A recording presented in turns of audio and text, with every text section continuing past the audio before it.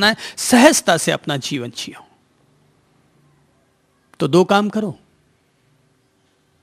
राग द्वेष से थोड़ा सा ऊपर उठ सके इसके लिए पहला काम तो ये करो, या हम लोग पहला काम तो ये करें कि खुद पर तो थोड़ा सा संयम रखें और दूसरों के साथ प्रेम करें, प्रेम से पेश आए। तो अगर हम प्रेम से पेश आएंगे तो द्वेष नहीं बनेगा, और स्वयं पर संयम रखेंगे तो राग नहीं होगा।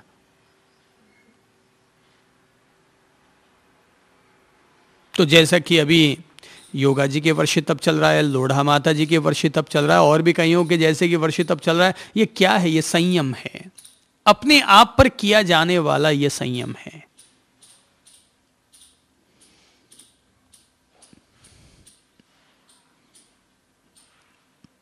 तो अपने राग द्वेष की कसौटी भी कसते रहना चाहिए कि मेरे भीतर कितनी समता है या अभी भी चित्त में विषमता है, इसे हमें देखते रहना चाहिए।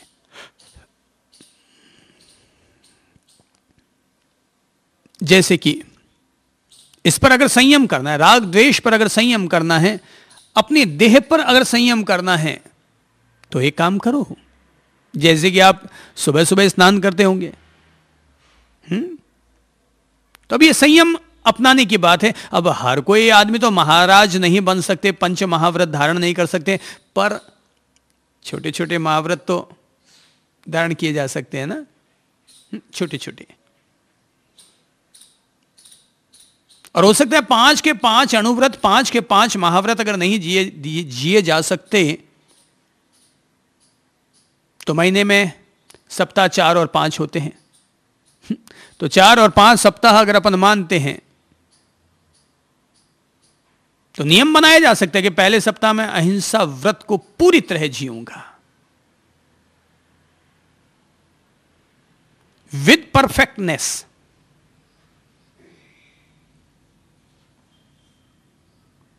दूसरे सप्ताह में सत्य व्रत को जीऊंगा, परिपूर्णता के साथ जीऊंगा। तीसरे सप्ताह में अचौर्य व्रत को जीऊंगा। चौथे सप्ताह में शील व्रत का पालन करूंगा, और 5वें सप्ताह में किसी भी तरह की नई खरीद फरोख्त नहीं करूंगा। हो गया ना, सरलीकरण हो गया।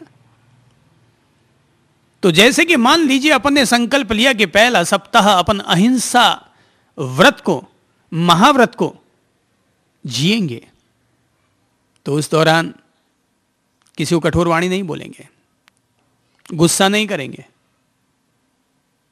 और अगर किसी ने कोई टेढ़ी बात कह भी थी तो भी उसको कह दो, भैया देखो तुझे जो बोलना अगले सप्ताह बोल देना, इस सप्ताह मेरे गुस्से करने का मैंने व्रत ले रखा है कि इस सप्ताह मुझे गुस्सा नहीं करना, क्योंकि ये मेरा सप्ताह अहिंसा का सप्ताह है। ये मेरा सप्ताह अहिंसा का सप्ताह है, इसलिए भाई तुम भी ध्यान रखो और मैं भी ध्यान रखूंगा। ठीक है, जो भी जमा खर्च करने होंगे अगले सप्ताह कर लेंगे, इस सप्ताह तो अहिंसा है। और जैसे कि अगला सप्ताह अगर सत्य का है तो हम किसी भी स्थिति में झूठ नहीं बोलेंगे, क्योंकि ये मेरा सत्य व्रत का सप्ताह है।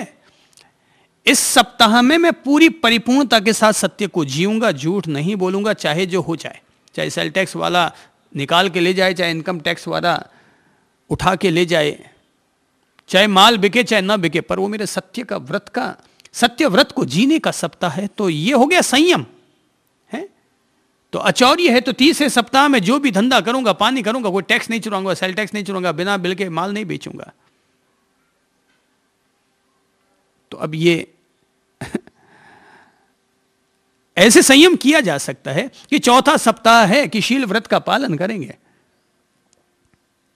तो अब भाई मनुष्य का मन है, मनुष्य की इंद्रियां हैं, और किसी भी सुंदर पुरुष या सुंदर स्त्री को देखकर थोड़ा बहुत तो मन पापी हो ही जाता होगा हर किसी इंसान का। पर चौथा सप्ताह है भाई, ये शील व्रत का सप्ताह है। इस सप्ताह तो मैं किसी भी स्थिति में मन को पापी नहीं होने दूंगा। वाणी के द्वारा कभी भी किसी को नहीं छेड़ूंगा, काया के द्वारा कभी किसी का ऐसा गलत स्पर्श नहीं करूंगा, क्योंकि ये चौथा सप्ताह है और ये मेरे शील व्रत का सप्ताह है नहीं।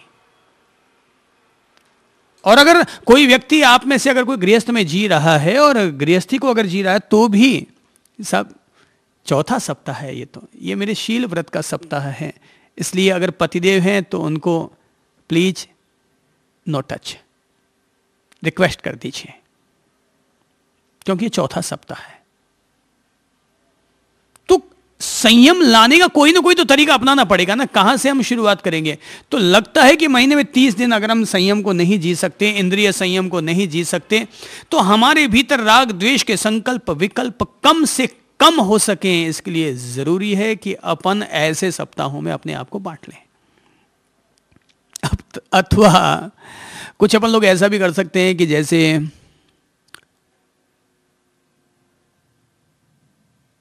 भाई भोजन का राग द्वेष, उसके संकल्प विकल्प पैदा होते हैं, तो संकल्प विकल्प पैदा ना हो सकें या उस पर नियंत्रण आ सके तो महीने में एक दफा तो किया ही जा सकता है ना, और वो है कि महीने में एक दफा थोड़ा अपने आप की कसौटी कसते रहना चाहिए है कि भाई महीने में एक दफा हर 15 तारीख को फीकी सब्जियां खाऊंगा, नमक नहीं। तो यूं अगर सब्जी फीकी होगी तो थोड़ा सा मन को खटकेगा, पर अगर तय है कि मैं 15वीं तारीख को तो फीकी सब्जी ही खाऊंगा, तो फिर फीका है तो भी मन को बुरा नहीं लगेगा, क्योंकि तुम्हारा संकल्प मजबूत है, तुमने व्रत धारण कर लिया है कि 15 तारीख को मुझे फीकी सब्जी खानी है। जैन धर्म ने एक व्यवस्था दे रखी है, उस तप का नाम है आयम्बिल तप, कि जिसमें व्यक्ति अलूणा, नमक नहीं, घी नहीं, तेल नहीं, मिर्च मसाले नहीं, हरी सब्जियां नहीं, दूध चाय कॉफी नहीं, केवल उबला हुआ अन्न, उबली हुई दाल, केवल वो इतना ही खाता है। ये तपस्या है, ये संयम है। तो अगर हम रोज बरोज कभी न कभी नमक को लेकर, चीनी को लेकर जो प्रतिक्रियाएं व्यक्त कर देते हैं, राग द्वेष भरी वाणी का उपयोग कर लेते हैं, तो उस पर संयम करने का एक तरीका हो सकता है कि अपन महीने में एक दिन फीकी सब्जी, केले से खा लो, दही से खा लो, दूध में चूर के खा लो, दलिया खा लो, मीठा बना के, रबड़ी खा लो ना अगर कोई खिलाता है तो, पर नमक नहीं खाएंगे। तो ये एक तरह का संयम हो गया, हमारे द्वारा एक छोटा सा एम्बिल तप हो गया। जैसे कि महीने में एक दिन एकासना करेंगे, तो महीने का जो अंतिम दिन हो, 30 तारीख, 29 तारीख, 31 तारीख, जो भी अंतिम दिन आता है कि भाई महीने का समापन, उसे एक दिन हम पूरी पवित्रता से जिएंगे, व्रत करेंगे, एकासन करेंगे, एक समय बैठकर जो भी दूध चाय कॉफी खाना जो लेना है ले लिया, मैटर फिनिश। तो एक दिन तो हम अपने आप को तपस्वी बना लेंगे, एक दिन के लिए तो हम अपने घर को तपोवन बना लेंगे। तो ऐसे स्वनिर्णय अपन लोगों को करने होंगे कि मुझे मेरे जीवन के लिए क्या निर्णय लेने होंगे और तुम्हें तुम्हारे जीवन के लिए क्या निर्णय लेने पड़ेंगे। बाकी तो किताबी खा लो सुबह, सबका गोबर होना है, हर स्वाद का सुबह गोबर होना है, और गोबर का कोई स्वाद लेना नहीं चाहता। वस्तु का ही अगर स्वाद लेना तो गोबर भी एक वस्तु है, पर कोई भी इंसान गोबर का स्वाद लेना नहीं चाहता। मैं ये नहीं कहता कि गोबर खाओ, पर मैं ये तो भाव अपने भीतर भी भा सकता हूं और आपके लिए भी अनुरोध कर सकता हूं कि महीने में एक दफा, महीने में एक दिन के लिए अपन लोग कुछ ऐसे संकल्प, ऐसे व्रत अपने जीवन के साथ जोड़ सकते हैं ताकि थोड़ा सा राग द्वेष हमारा कम हो।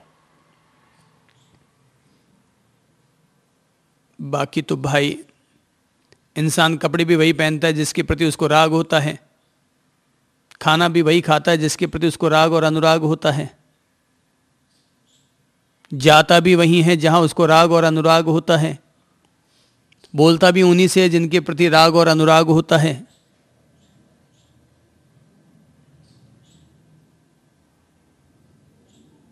तो राग द्वेष की व्यवस्थाएं तो संसार में चलती हैं, और जब हमें अपनी भव तृष्णा को, भव चक्र को अगर काटना होगा तो हमें अपने आप को राग द्वेष से मुक्त करना होगा।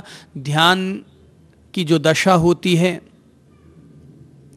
अनुपश्यना हो चाहे विपश्यना हो, चाहे संबोधि साधना हो, तो उसमें हम लोग बैठकर यही अभ्यास करते हैं, यही प्रशिक्षण लेते हैं, यही कोशिश करते हैं कि यदि हमारे भीतर में किसी भी तरह की सुखद संवेदना हो तो हम उसका अनुभव करते हुए राग नहीं करेंगे, और अगर कोई दुखदाई संवेदना का अनुभव होगा तो हम किसी भी तरह का द्वेष नहीं करेंगे।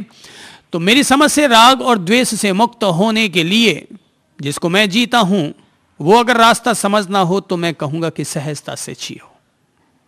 राग द्वेष मुक्त होकर अगर जीवन को जीना है तो सहजता से जियो। कोई सम्मान दे दे ठीक, अपमान दे दे तो ठीक, बादाम खाने को मिल जाए तो ठीक, और चना खाने को मिल जाए तो ठीक। ऐसा हुआ।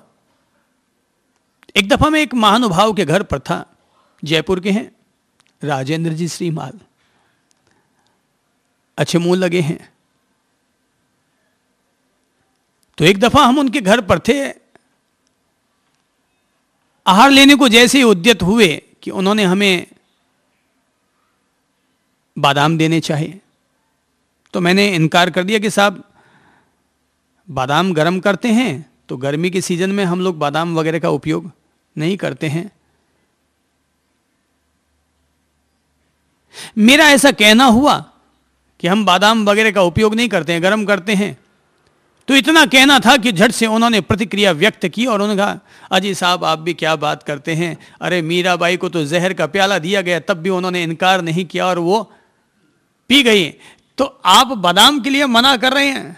पता नहीं उन्होंने किस अंदाज में वो बात कही, मुझे जीवन भर के लिए सबक मिल गया। और उस दिन के बाद से लेकर आज तक मेरे पात्र में आने वाली किसी भी वस्तु को मैं ये कह करके इनकार नहीं करता कि ये मुझे अनुकूल नहीं रहेगी, कि प्रतिकूल रहेगी, कि मुझे नहीं भाती। ये सोचकर कि मीराबाई जहर का प्याला पी गई तो क्या ये चंद्रप्रभ तेज नमक की सब्जी, कि हरी मिर्ची का अचार कि तेज लगने वाली चीज का उपयोग नहीं कर सकता। ठीक है, क्योंकि अपन तो मानते ही यही है कि अपन नहीं खाते, जो अपने भीतर भगवान है उसको अपन भोग चढ़ा रहे हैं। अपन नहीं खाते, मैं का भाव नहीं है कि मैं खाता हूं, मैं भोग लगाता हूं। भाव केवल यही है, खाना खाते हैं तो हाथ जोड़ते हैं, श्री प्रभु को याद करते हैं और कहते हैं, लो प्रभु स्वीकारो अपना अर्घ्य। हाँ प्रभु प्रणाम, स्वीकारिए। और ये कहते हुए खाना शुरू कर देते हैं। और जब तक पेट में तृप्ति नहीं आ जाती, जितनी आवश्यकता होती है, तब तक हर चीज खाते हैं। किसी भी चीज के लिए इनकार नहीं है कि ये चीज भाती है और